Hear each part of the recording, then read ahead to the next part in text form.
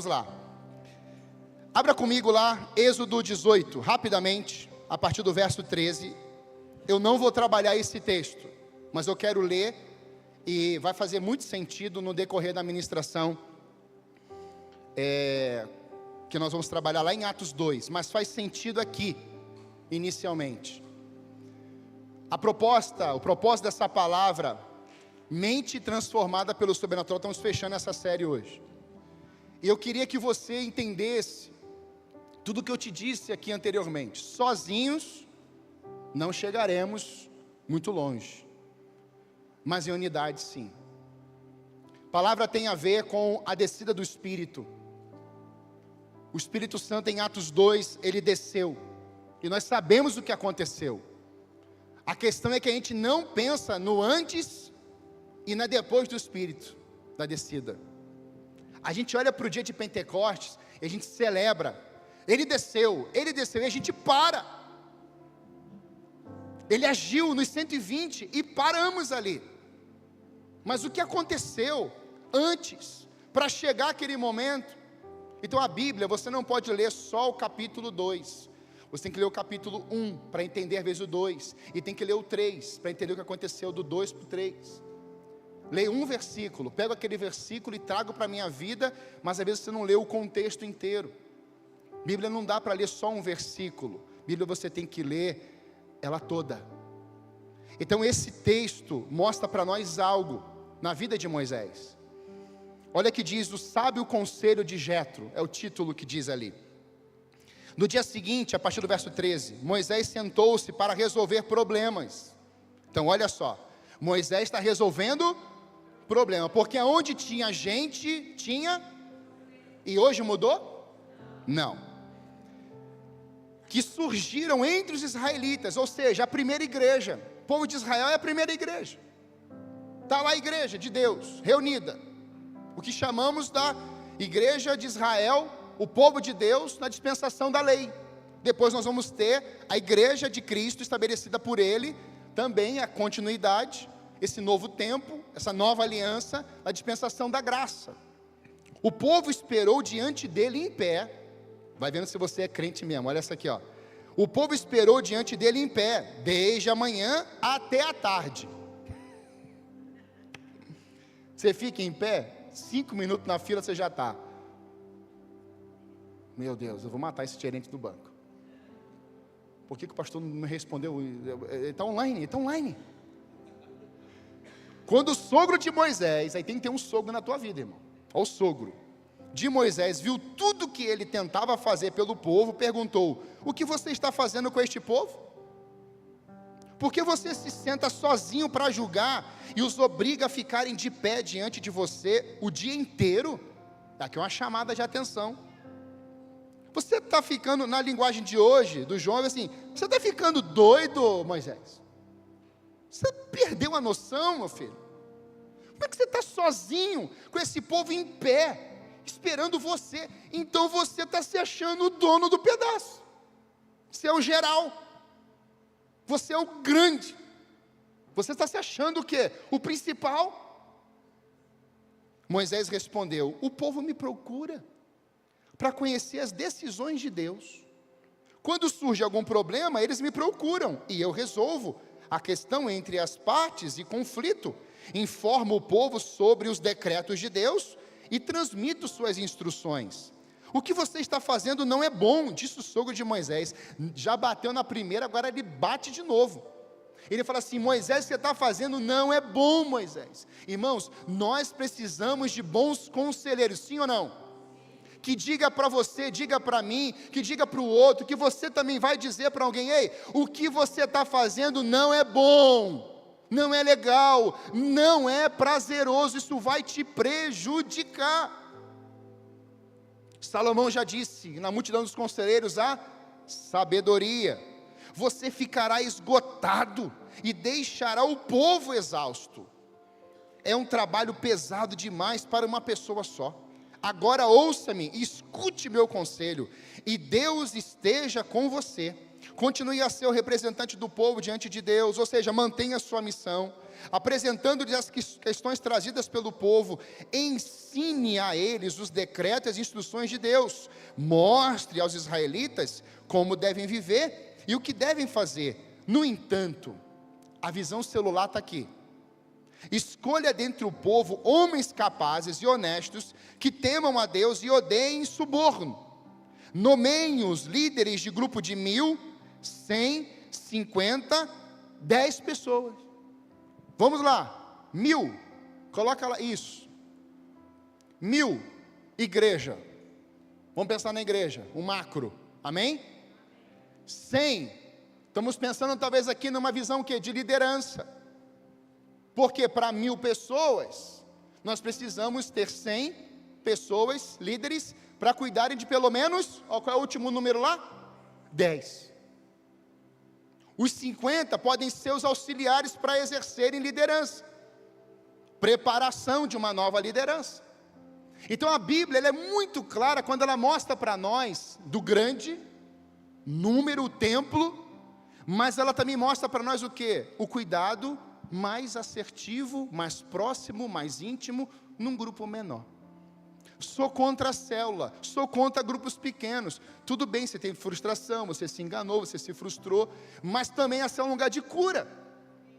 E aí diante disso nós temos a Bíblia mostrando de um sogro, Jetro, mostrando para o profeta que escreveu 5 livros, toda a Torá, os 5 primeiros livros de Gênesis, Êxodo, Levítico, Número, Deuteronômio, e esse homem está ouvindo os conselhos do seu sogro, e dizendo assim, interessante, então agora, nós temos líderes de grupos, pessoas que estão sendo treinadas, e aí você vai continuar percebendo, eles deverão sempre estar disponíveis para resolver os problemas cotidianos do povo, e só lhe trarão os casos mais difíceis.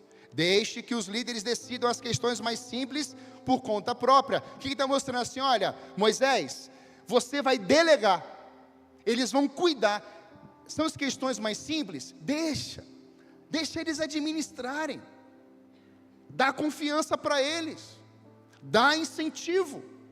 Irmãos, sim ou não? Diga aí, essa igreja forma líderes, sim ou não?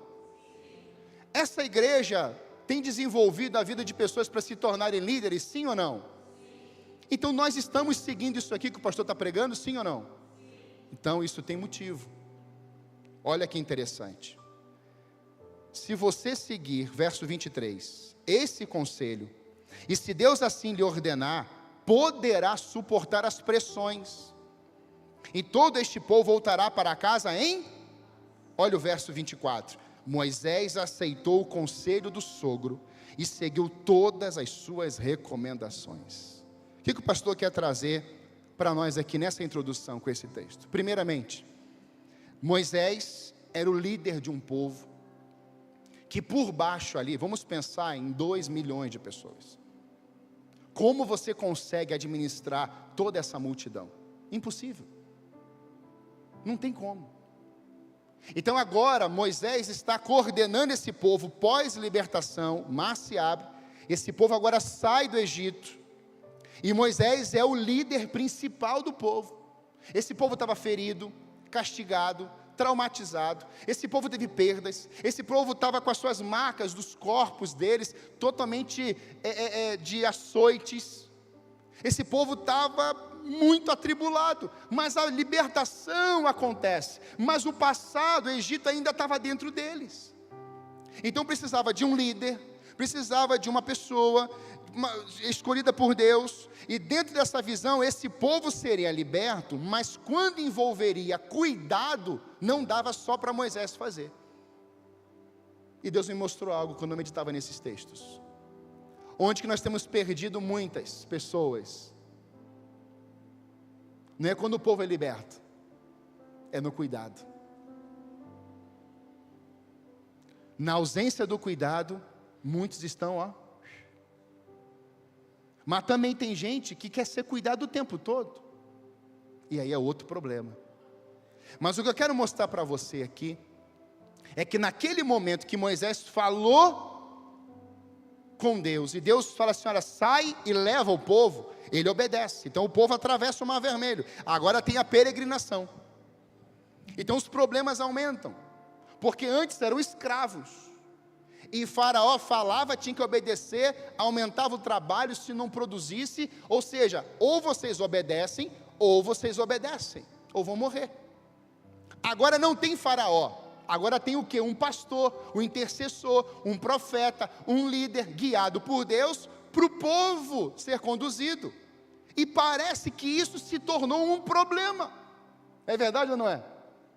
Porque de acordo com o que o texto nos mostra, Moisés estava vendo esse povo preso, ele conheceu toda essa realidade. Você lembra que ele mata aquele soldado, ele tem que fugir. Quando Moisés está agora diante de Deus, e Deus fala assim: Moisés, estou te escolhendo aqui na sarça para você guiar meu povo, você é o meu líder, você é o meu profeta. E Moisés fala assim: ok, Senhor. O passado fica na sarça, Deus o levanta, e agora ele está à frente, e o povo está vindo. Só que no decorrer dos dias, dos tempos, esse povo agora já começa a murmurar. E murmura para quem? Para o líder. Então o povo chega para Moisés: Moisés, estamos com sede, Moisés, estamos com fome, e Moisés já está assim: Senhor, a gente está aqui de frente para esse lago aqui, essas águas são amargas, e como é que a gente faz? E Deus intervém, então corta um tronco, encosta na água, a água de amarga fica doce. Deus já estava dando sinais ao povo, de que o que era amargo, tinha que ter ficado aonde? No Egito. Mas o povo sai com amargura, o povo sai traumatizado, o povo sai com as suas raízes, devido ao sofrimento do Egito. Então agora Deus precisa levar Moisés para o Monte Sinai, lá em Êxodo 19, que é um capítulo depois desse que lemos, e Deus entrega as tábuas. Para quê? Porque um povo que foi preso, lembra de nós aqui, quando éramos escravos do pecado? O que esse povo precisa? Palavra, ensino, precisa das leis, da verdade de Deus, para que o povo siga as instruções, e pelo poder da verdade ensinada, nós somos libertos. Então isso representa as nossas vidas. Então Deus dá as tábuas para Moisés, Moisés começa a instruir o povo, e o povo vai sendo desenvolvido. Só que antes de Deus entregar as tábuas, Deus pega o Jetro, porque Moisés, quando tinha fugido, e feito a sua família, criado ali, desenvolvendo sua família com Zípora, ele ficou 40 anos fugido. Ele fica na casa de Jetro, e lá cuidando das ovelhas, né, do pastoreio ali de Jetro, Deus encontra com Moisés na sarça, e Moisés estava lá com Jetro ainda. Quando Deus fala com Moisés, Deus fala assim: Moisés, você tem que voltar para o Egito para libertar meu povo. Moisés, sabe o que ele faz? Deixa a mulher, deixa os filhos, e ele vai sozinho, só ele, Deus, para o Egito. E é nessa dinâmica que ele vai ficando ali um tempo, Jetro está com a sua filha dentro de casa, com os seus netos, e fala assim: Moisés não voltou. Então Jetro fala assim: não, tem que levar a família dele daqui, e eu vou levar essa família que é dele para lá. E ali nós temos o encontro de Jetro com Moisés. Quando Moisés vê Jetro, o texto diz que ele beijou Jetro. E nós ouvimos do pastor Jetro aqui, que em nenhum momento você vê Moisés beijando, abraçando a sua família. Então o que nós temos que entender nessa manhã? Em primeiro lugar, primeira verdade para nós: Deus quer que você primeiro seja uma bênção para a sua casa, é para a sua família, é para o seu lar. Não era o povo primeiro, era a casa, era o sacerdote, era a sacerdotisa, eram os filhos, os herdeiros. E aí Jetro parece que está sendo usado por Deus assim: eu vou trazer uma consciência da sua cabeça. E ele vem. E quando o Jetro vê o que está acontecendo, a fila, e atendimento para cá, horário para cá. Naquele tempo não tinha a Mara como secretária. Não tinha. Faz a fila e vai um de cada vez. Problemas menores de um lado, problemas maiores de um outro. E pronto, e vamos seguindo. E aí Jetro traz os conselhos para Moisés. O que você está fazendo, meu filho, não é bom. Sabe? Tem pessoas aqui que estão o ano inteiro fazendo tudo. E Deus começou a mandar conselheiros. E você ouviu? Será que eu ouvi? Nós temos que repensar, porque é o primeiro domingo do último mês do ano. Você vai virar 2025 com isso? Talvez Deus esteja aqui hoje me usando e falando assim: olha, tem certas coisas que você está fazendo, e o meu filho está hoje sendo instrumento como um Jetro.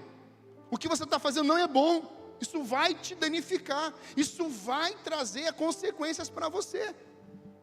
Uber, 12, 30 horas por dia, vou trabalhar sem parar. E aí aparece alguém e fala assim: ei, amado, o que você está fazendo não é bom,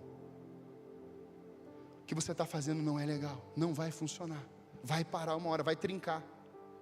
E aí, diante desse cenário, Moisés ouve os conselhos. Então, segunda lição para você nessa história aqui: ouça os conselhos daqueles que Deus colocar na sua frente, das pessoas que Deus colocar na sua frente.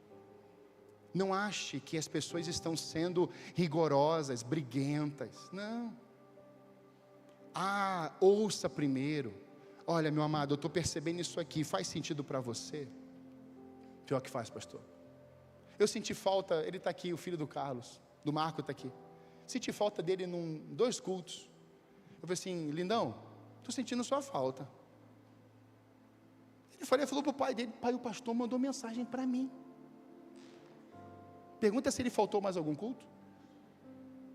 Mas o pastor conseguiu vê-lo, ou não vê-lo. Mas você consegue enxergar melhor que você até o próximo dele.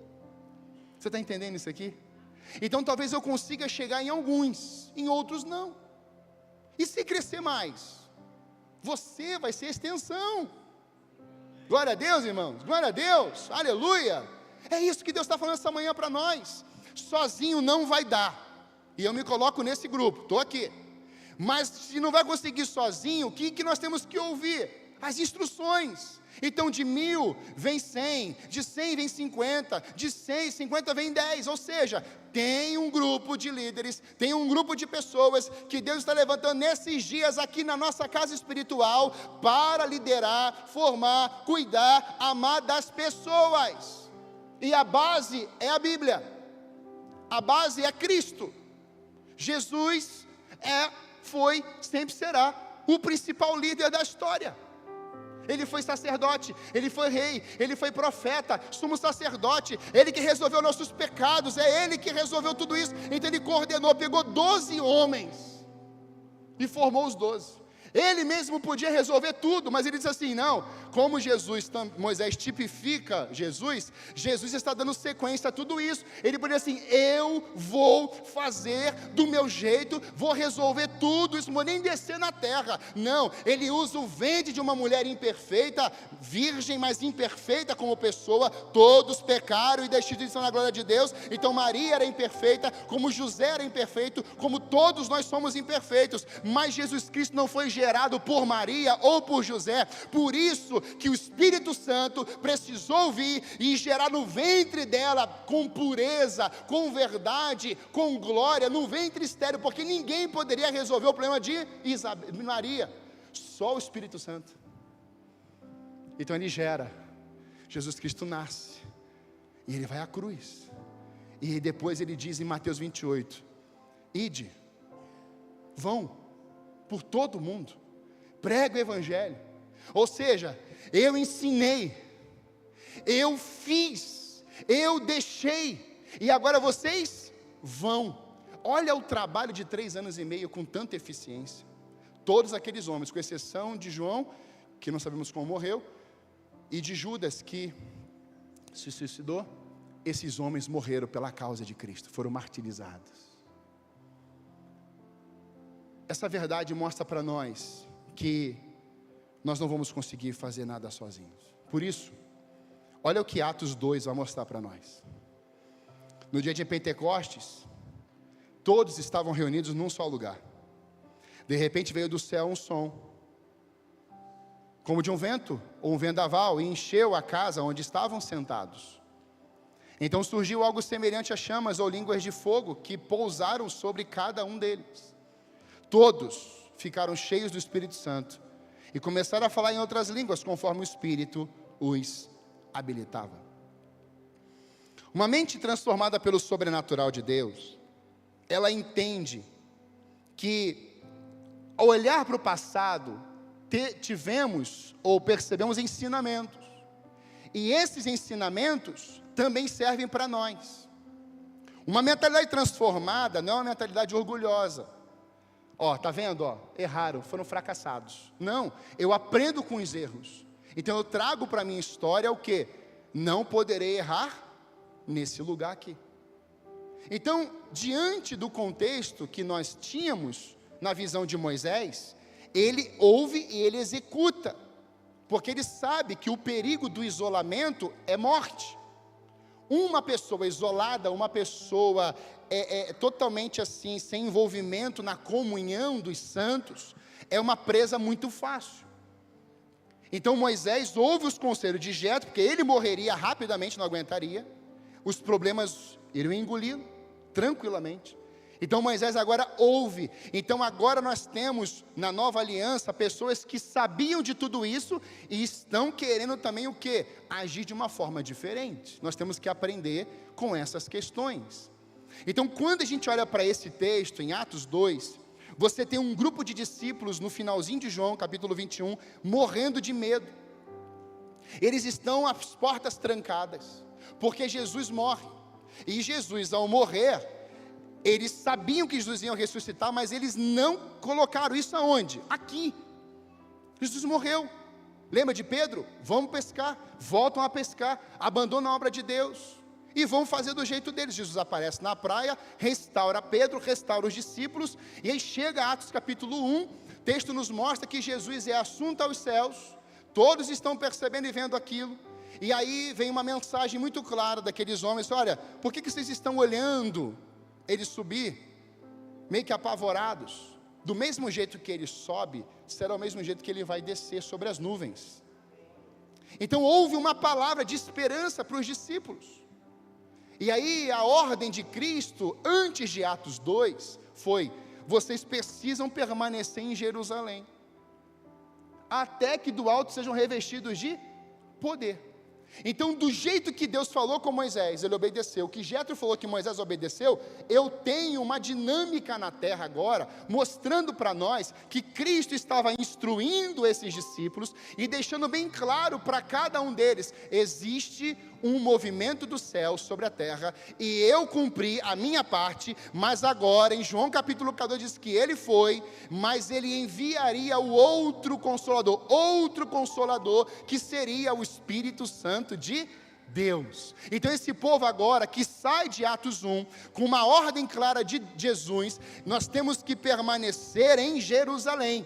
Vão para lá. Então agora nós temos uma instrução, nós temos um decreto, nós temos um endereço. Então todos esses que ouviram as instruções de Cristo precisariam estar aonde? Em Jerusalém. Só que 1 Coríntios, olha que diz o 1 Coríntios 15, 3 a 11. Olha o que Paulo vai falar: eu lhes transmiti o que era mais importante, o que também me foi transmitido. Cristo morreu por nossos pecados, como dizem as Escrituras. Ele foi sepultado e ressuscitado no terceiro dia, como dizem as Escrituras. Apareceu a Pedro, mais tarde aos 12. Depois disso apareceu a mais de 500 irmãos de uma só vez. Quantos irmãos? Fala essa parte comigo aqui. Apareceram a mais de... Deus vai fazer sentido isso para você. A maioria dos quais ainda está viva. Claro que naquele tempo que Paulo escreveu. Embora alguns já tenham adormecido. Mais tarde apareceu a Tiago, posteriormente todos os apóstolos. Por último, apareceu também a mim, como se eu tivesse nascido fora de tempo, pois sou o mais insignificante dos apóstolos. Aliás, nem sou digno de ser chamado apóstolo, pois persegui a igreja de Deus. O que agora sou, porém, deve-se inteiramente à graça que Deus derramou sobre mim, e que não foi inútil. Amados irmãos, O Espírito Santo de Deus marca a vida de Moisés. Moisés levanta Josué. Há um texto na Bíblia que mostra para nós que Deus pega do Espírito de Moisés, em Números 11, e coloca e se multiplica para 70 pessoas. Do Espírito que estava sobre Moisés, Deus pega desse Espírito e lança para 70 pessoas, de Moisés. Então eu aprendi uma coisa: pelo menos 70 pessoas eu posso cuidar na minha trajetória de fé. Porque Deus falou assim: do Espírito Santo que eu pus em você, Moisés, eu vou multiplicar em 70. Não, do Espírito que está em você. É responsabilidade minha. Glória a Deus. É diante desse quadro que Moisés vai formar esses 70 também vão cuidar. E agora, Paulo, anos e anos e anos depois, vai dizer esse texto aqui para a igreja aos Coríntios, dizendo assim: olha, Cristo morreu, Cristo ressuscitou, a graça veio. Ele resume o evangelho, então ele vai assim: olha, mas hoje, se eu estou aqui para ser útil a vocês, é porque o Espírito Santo veio sobre a minha vida, Ele me marcou, Ele me encheu, Ele veio sobre mim. E aí você percebe que mesmo diante dos discípulos que Jesus formou, e quando Paulo aparece, ele aparece para Paulo, Cristo também formou um apóstolo para escrever as 13 cartas, que o próprio Cristo poderia escrever. Eu vejo na história, quando o Espírito se manifesta, Ele levantando, capacitando, usando pessoas, e aqui nós temos a prova dessas pessoas. O próprio Paulo vai dizer assim: olha, ele apareceu a mais de 500 pessoas, Ele me encheu, Ele me marcou. E Paulo vai cuidando de um, prega preso, prega para os soldados. Paulo vai pregando, viajando, viagem missionária 1, 2, chega a Roma. Paulo é preso agora, e escreve cartas preso. Ou seja, Paulo, mesmo diante das perseguições, e talvez dias de medo, o Espírito que estava sobre ele, não o fez parar no tempo dele, mas parou até em prisões, para que ele não morresse antes, e escrevesse carta para nós. Então a igreja não para. Quem tem que parar ela, se for parar, é o Espírito Santo. Eu vou usar vocês aqui, fecho porta para vocês não irem para lá, porque a rota não é lá, a rota é aqui. E Deus faz isso com a igreja, inclusive. Por isso, por que às vezes a gente não consegue sustentar, pastor, o sobrenatural? Sabe por quê? Nós não conseguimos sustentar o sobrenatural porque não entendemos a necessidade de um Pentecostes em nossas vidas. A gente acha que o Pentecostes, ela aconteceu, e aconteceu para aqueles discípulos, e deles, a partir deles, do que está neles, só eles. Não, irmãos. É claro que aquela ação da descida do Espírito, ela é irrepetível, não vai ter outro, foi definitivo. Mas a experiência que eu preciso ter, não pode ser com base em Pedro, Tiago e João. Tem que ser uma experiência com diga, Espírito Santo. Eu não posso me alimentar cotidianamente da experiência do outro. A experiência dele me edifica, me faz crescer, porque ele teve uma experiência com o Espírito Santo, glória a Deus por isso. Mas nós não podemos olhar para a história e acharmos que isso ficou lá, não.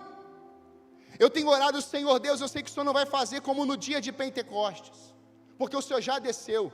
Mas eu creio que, como a tua palavra diz em Atos 2, em Atos 6, em Atos 8, em Atos 10, em Atos 14, em Atos 16, em Atos 19, e você vê derramamentos do Espírito Santo de Deus copiosamente. Por quê? Porque aquele povo olhou para Moisés e viu que Deus usou a vida dele, olhou para Josué, Deus usou a vida dele. Aquele povo percebeu que na história Deus se manifestava, raios, luzes e trovões.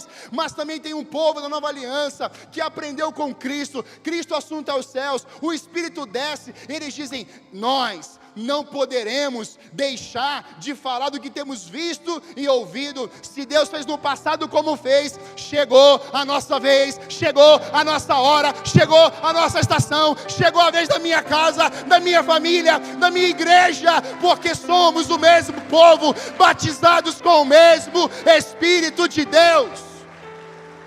Eu não posso olhar para o passado e falar, preso, o meu pai fez aquilo, glória a Deus que fez muito bem, exerceu um bom chamado de Deus, deixou um legado, agora passa aqui o bastão. A empolgação não é só do líder passar o bastão. Tem uma geração, e você está aqui comigo assim, passa o bastão para mim, eu quero esse bastão, eu preciso dele, eu vou dar continuidade nele. É assim que eu vejo a Trindade. Deus Pai vem e cria todas as coisas, e aí o homem peca, e eu penso que Jesus estava já assim na porta, manda eu ir. Eu já quero descer, eu já quero ir lá, eu já quero morrer, eu já quero ressuscitar, eu já quero. Você acha que Jesus estava dormindo quando Deus estava criando todas as coisas? Não, eles eram os três em um, então havia o mesmo Espírito, a mesma empolgação, o mesmo poder, a mesma glória. Então quando Deus acabou de criar e o homem peca, Jesus Cristo fala assim, Pai, fala a hora que eu desço no ventre de Maria. Existe um povo hoje, irmãos, que está dormindo, está apagado, mas existe um povo que está assim, ó, fala, vem, eu quero mais, eu estou sedento. Você está aqui comigo nessa manhã assim? Você está assim? Talvez você não esteja assim, mas você vai sair daqui assim. Pentecostes, o dia de Pentecostes, o que significa isso? É uma festa, celebrava o povo de Deus. O dia de Pentecostes vem depois da Páscoa. Páscoa, libertação. Pentecostes era a festa das colheitas, das semanas. Então esse povo colhia e dava honra a Deus. Mas também era a dádiva da lei. Quando Deus entrega as tábuas para Moisés e Moisés entrega para o povo, é a dádiva da lei de Deus para instruir o povo. 50 dias, 50º, você tem a morte de Cristo. Cristo vem ressurreto, fica 40 dias na terra. 40 dias. Aparece a mais de 500 pessoas. Fala para os discípulos, vão para Jerusalém. 10 dias depois, 50 dias depois, total, o Espírito desce, Pentecoste. Não é mais a dádiva da lei do antigo, porque já passou, amém? Mas agora é a dádiva do Espírito Santo de Deus, que marcou a sua vida, e por isso Paulo vai dizer, nós somos cartas vivas, selados pelo Espírito Santo de Deus. Podem queimar todos os livros, as Bíblias de todo o universo, você continua sendo uma carta viva de Deus. Nós precisamos de um Pentecostes, nós precisamos de uma descida do Espírito Santo novamente. Não aquela, mas o novo derramamento. Irmãos, eu tenho gemido por isso. Ah, Deus, mergulha a gente de novo.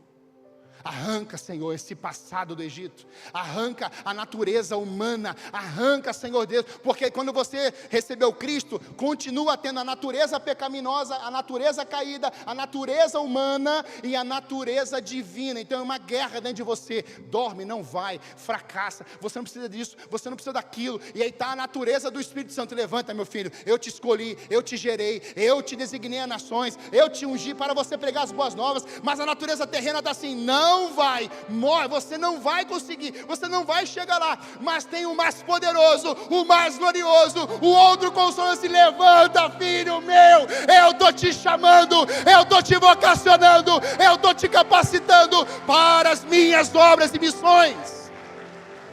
Ah, irmãos, a natureza caída tem que de fato ser esmagada pelos pés do nosso Senhor Jesus Cristo. Precisamos de um Pentecostes.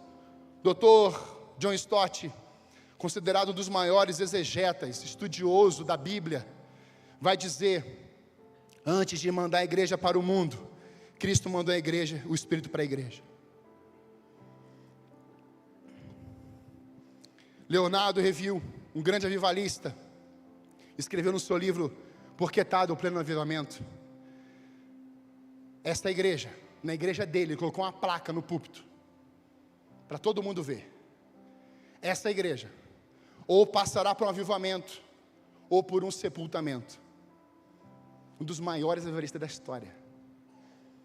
Mas hoje, eu não acredito só no sepultamento.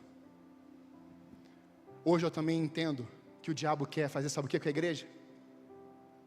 Ou Deus aviva, ou o diabo coloca ela numa rota de manutenção. Sabe qual é a rota de manutenção? 40 anos no deserto dando volta. Manutenção. Conquistaram nada, morreram lá. Ano que vem, eu vou pregar isso no início do ano. É o ano da conquista.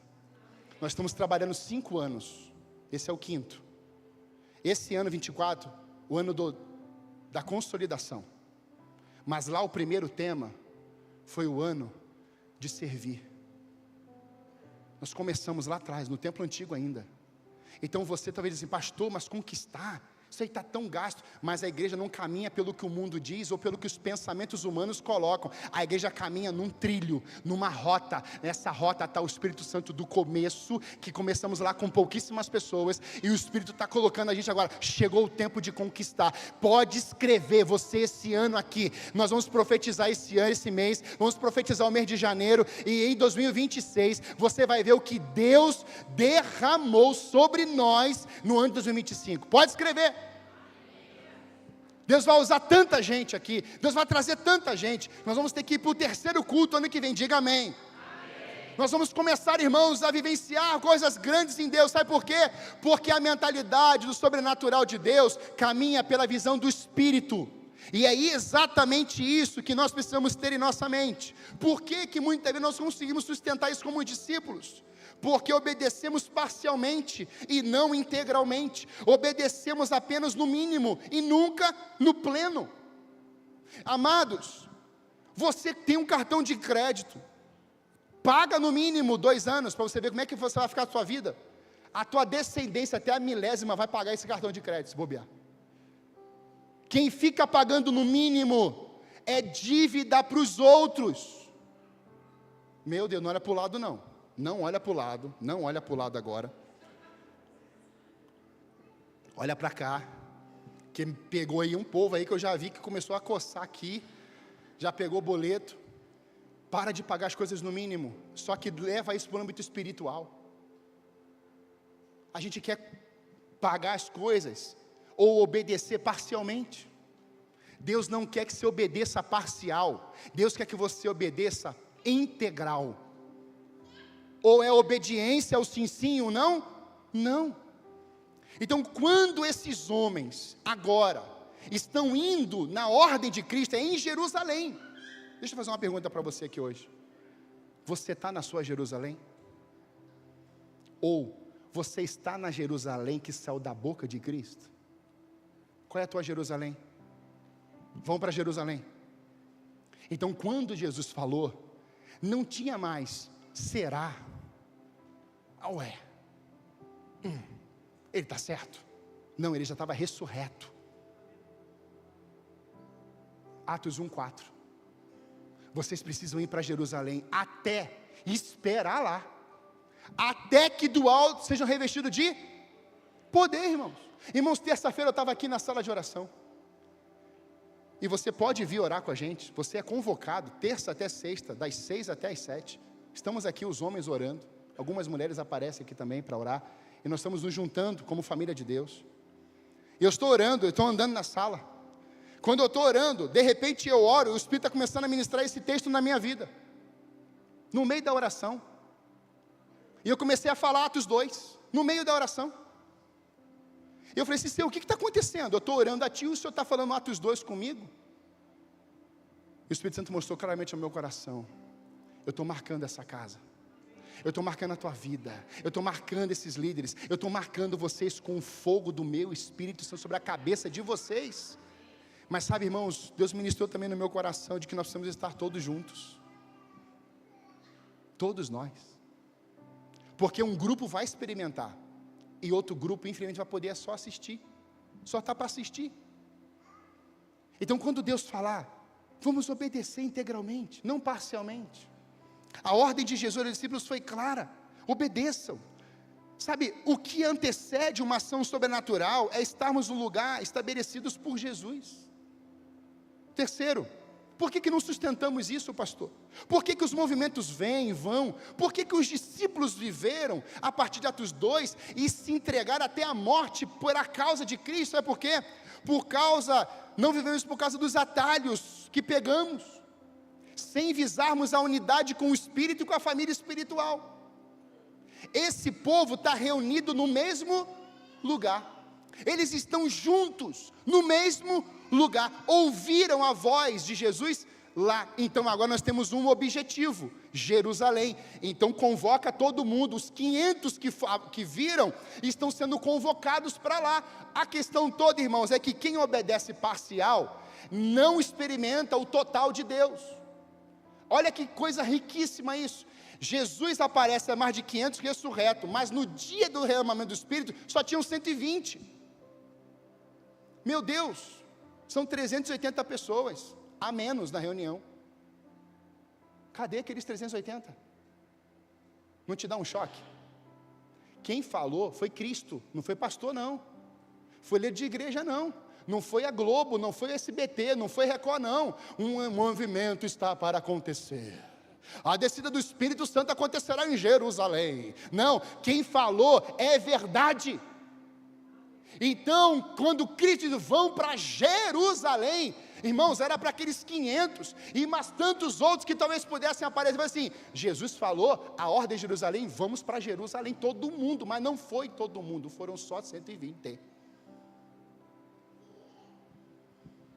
Se nós não estivermos na Jerusalém que Jesus nos mandar, nós não vamos experimentar. E sabe, eu fico imaginando as conversas depois. Rapaz, você não faz ideia do que aconteceu lá em Jerusalém. Meu Deus! Sabe por quê? Porque quando nós obedecemos integralmente, nós não queremos construir nossos monumentos. Lembra de Gênesis 11? Bem, Nimrod, eu vou construir uma torre que começa na terra e termina no céu. Ó, egoísmo. Sabe o que significa essa construção da torre? Primeiro, egocentrismo, possessividade, egoísmo. Edifiquemos para nós, vamos construir para nós. Ele continua, uma torre cujo topo chegue ao céu, megalomania pelo poder. Eu preciso ter poder, poder. Esse tipo de unidade é a unidade terrena, é a unidade carnal. Ele continua, façamos célebres os nossos nomes, idolatria de reputação. Temos que falar do nosso nome, é o nosso nome. Quando a torre estiver sendo construída, as pessoas falam assim, quem construiu? Nimrod, esse, aquele. Então descobriram argamassa e tijolo, então construiremos uma torre para chegar no céu e falamos, Deus, o Senhor tem que nos obedecer. É a torre. Só que Deus não constrói torres, Deus constrói altares. Altar é lugar de renúncia, torre é lugar de ganância. Aqueles discípulos falam assim, é obediência? Então é renúncia. Quem está entendendo isso aqui? É torre, então é ganância. É a minha torre, é o meu poder, é o meu nome. Eu me auto-idolo, sou idólatra de mim mesmo. Eu me auto-adoro. Vai para a academia e fica na frente do espelho 64 minutos. Meu Deus, parece que está possuído, né? Que coisa horrorosa. Aí pega o ferro, espelho. Aí faz assim ainda, né? Coisa ridícula, está idolatrando o teu corpo. Vai para a academia, mas faz saudavelmente. Está puxando o ferro, ei brother, está bem com Jesus? Uau, ele é grande, cara, ele é poderoso, cara. E olha meu braço crescendo. Deus até acelera o movimento de alguns aí. Mas às vezes nós estamos nos auto-idolatrando. É o meu carro, é a minha casa, é o meu tapete, é o meu aposento. Pois é, enquanto for teu, é ganância. Mas quando você fala, Senhor, é teu, Ele multiplica isso. Não, a casa é minha. Ah, pastor, lá na minha casa é de madeira. Essas casinhas de madeira, quando pega fogo, sobra nada. Preferência de Deus. Porque lá tem humildade. Lá tem simplicidade. Eu já cheguei em algumas casas que a vontade que deu era de deixar carro. Era de deixar todo o meu dinheiro lá. Que a presença de Deus era tão grandiosa, tão poderosa.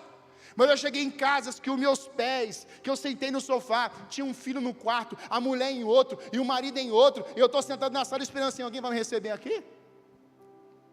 Mas de repente o Espírito Santo desce, ele se move, e o marido desce, a esposa vem, o perdão acontece, o filho ouve, o filho senta na mesa e vai assim, quem é o senhor?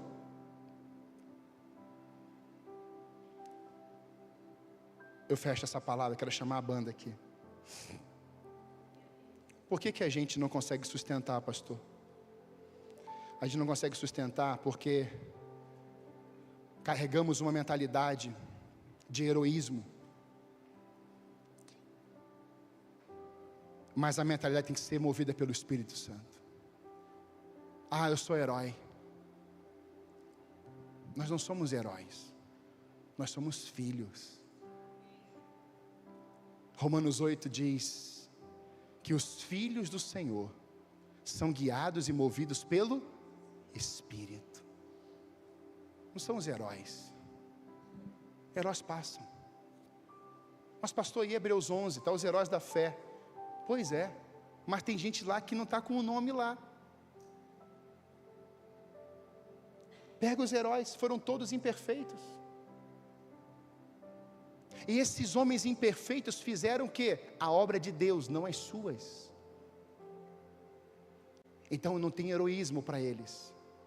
Teve o quê? Altar. As altares. Sabe o que Deus quer fazer conosco, irmãos? Tirar esse espírito de heroísmo e colocar o espírito de como filhos. Porque filho só obedece o pai. O herói ainda pode dizer assim, mas eu tenho uma outra ferramenta. Filho não. E sabe por que eu te li Êxodo 18, 19 e aqui? Porque quando nós carregamos a mentalidade do movimento do Espírito, o texto diz, então surgiu algo semelhante a chamas ou línguas de fogo que pousaram, presta bem atenção, eu estou acabando, que pousaram sobre a cabeça, cada um deles, cada um deles. O mover veio sobre todos, presta atenção nisso, a obra do Espírito, 10 dias depois, que Jesus deu o decreto, para permanecer em Jerusalém, o Espírito desce sobre todos, só que quando Deus repousa, com o seu fogo, como língua de fogo, é sobre cada cabeça, Andrés, é a sua cabeça, é a minha cabeça, a cabeça da Eliane, é a cabeça do Jesus, é a cabeça do Mike, sobre cada um deles. E aí olhando para esse texto, Deus me levou exatamente aqui no tempo de oração, quando Moisés estava no deserto, e o povo todo estava murmurando, quando Moisés estava caminhando no deserto para subir o Monte Sinai, nós temos exatamente um movimento no Sinai, que era Deus falando com Moisés, Deus falando a Moisés, o líder, o principal com o seu povo todo, os milhões lá, que ele tinha que liderar. Então em Sinai, Deus entrega as tábuas, em Sinai, Deus se revela a Moisés, em Sinai, Deus diz, Moisés, eu vou estar com você, desça agora e instrua esse povo. Deus falava a um. Está comigo aqui? Volto. Deus em Sinai, vê Moisés, chama Moisés para o pico da montanha, e diz, Moisés, desça, aqui está as tábuas, dádiva da lei. E Moisés desce e instrui o povo, mas aí vem Jetro, antes exorta ele, você não vai fazer nada sozinho. Mas quando Moisés desce da montanha, ele desce com as leis, ele está instruindo o povo, mas Moisés está cansando, está instruindo o povo, Moisés está cansando, levanta pessoas, mas continua cansando, porque era muita e muita gente. Só que agora, amados, o texto nos mostra que Deus, na pessoa de Cristo, fala para os discípulos irem para Jerusalém. E o que é Jerusalém? Jerusalém não é Sinai, Jerusalém é Sião. Jerusalém não é Sinai, Jerusalém é Sião. Sião agora é Jerusalém, vocês têm que ir para Jerusalém, porque lá em Jerusalém não vai ter só um Deus Todo-Poderoso falando a um. Em Sinai, você vai ter o Deus liberando o Espírito Santo sobre todos os 120, e aqueles 120, a língua de fogo repousando sobre cada um dos meus discípulos, cada um dos meus filhos. A pergunta é: quero estar no Sinai, só eu e Deus, ou quero estar em Jerusalém, o Espírito me marcando, para todos nós estarmos juntos em unidade no Espírito e fazermos a sua obra? Apocalipse, último texto, por favor, coloca para mim. 21, de 1 a 4. A igreja, por favor, fique de pé.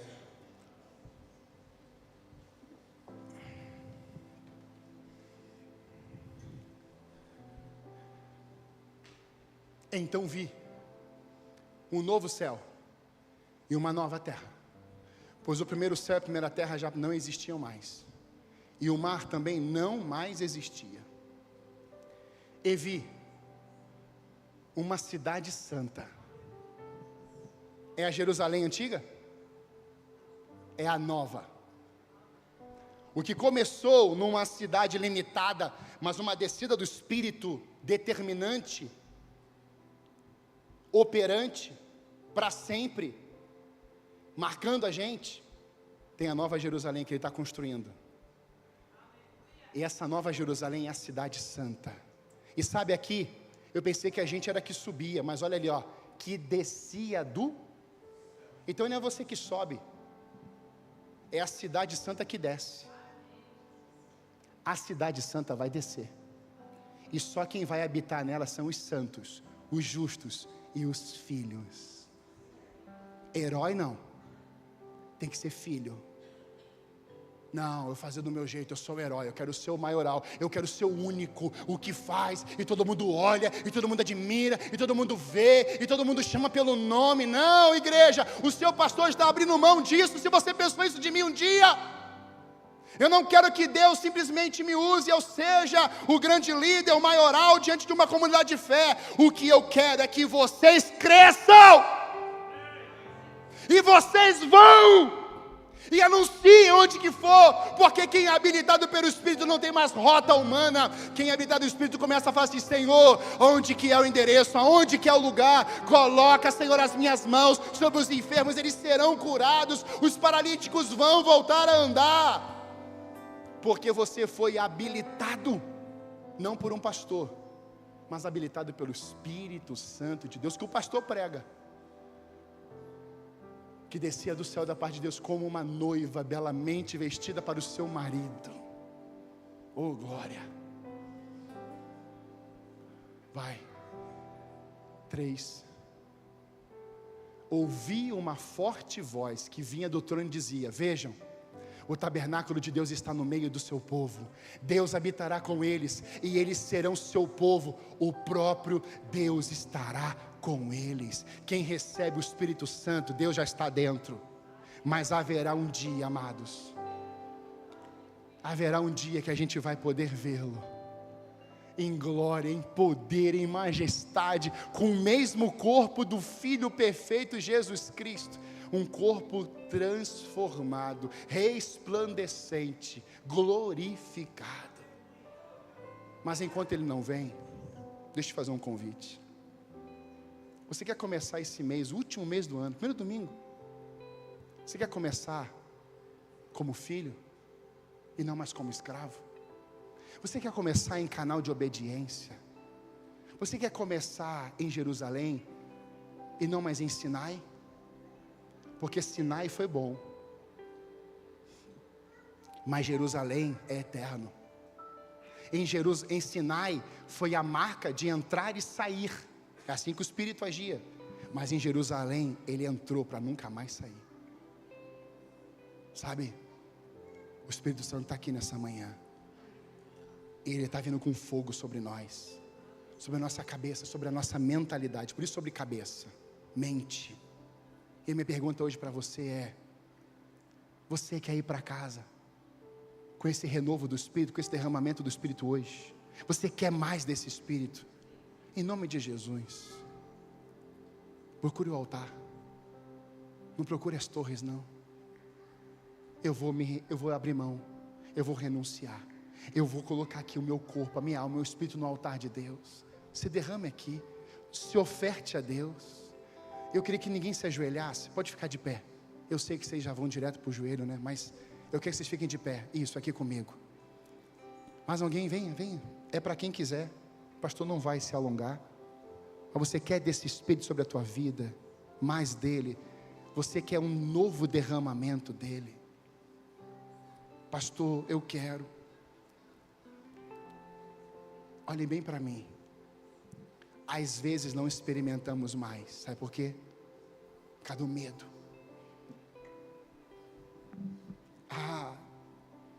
É para Moisés só.